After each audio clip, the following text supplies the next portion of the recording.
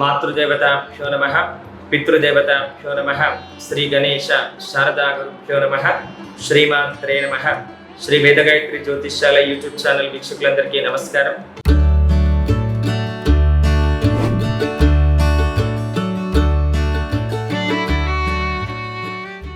ముందుగా తెలుగు ప్రేక్షకులందరికీ నూతన తెలుగు యుగాది సంవత్సర శుభాకాంక్షలు.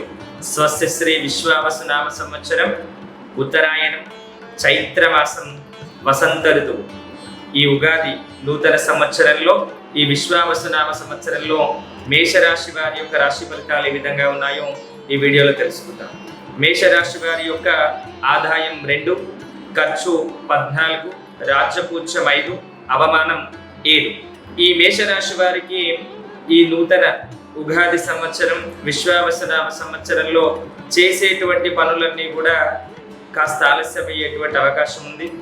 వ్యయమందు పంచగ్రహ కూటమి మీ మనస్సుపై ప్రభావాన్ని చూపి చిక్కుముడులను ఏర్పరిచేటువంటి అవకాశం కలదు.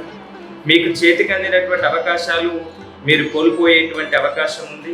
మీరు అనేకమైనటువంటి ప్రతిబంధకాలను ఎదుర్కొని వాటిలో విజయాన్ని పొందేటువంటి అవకాశం కూడా ఉంది.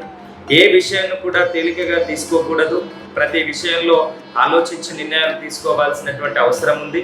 కుటుంబంలో అదేవిధంగా బంధువర్గం నుంచి కాస్త ఇబ్బందికరమైనటువంటి పరిస్థితులు ఎదుర్కొనేటువంటి అవకాశం ఉంది. అనేక సందర్భాల్లో మీరు కోర్టు వ్యవహారాలకు కానీ వ్యాపారాలకు కానీ మోసపోయేటువంటి నష్టపోయేటువంటి అవకాశం ఉంది. ఏప్రిల్ నుండి అర్ధాష్టమ కుజస్థితి చేత మరిన్ని ఇబ్బందికరమైన పరిస్థితులు మీరు ఎదుర్కొనేటువంటి అవకాశం ఉంది. కాబట్టి మేషరాశి వారికి ఈ నూతన సంవత్సరం విశ్వావసునామ సంవత్సరంలో మిశ్రమ ఫలితాలు ఎదురవుతాయి. కాబట్టి కాస్త ఆలోచించి నిర్ణయాలు తీసుకోవాల్సినటువంటి అవసరం ఉంది. దత్తాత్రేయ స్తోత్రాన్ని పఠించడం ద్వారా మీ జాతకరీత్యా మీకు ఎదురవుతున్నటువంటి సమస్యలన్నీ తొలగిపోయి మీ పనులన్నీ కూడా విజయవంతంగా పూర్తి చేసేటువంటి అవకాశం కలుగుతుంది. కాబట్టి మేషరాశి వారు తగు జాగ్రత్తలు తీసుకొని దత్తాత్రేయ స్తోత్రాన్ని పఠించినట్టయితే మీకు అన్ని శుభ ఫలితాలు కలుగుతాయి. స్వస్తి.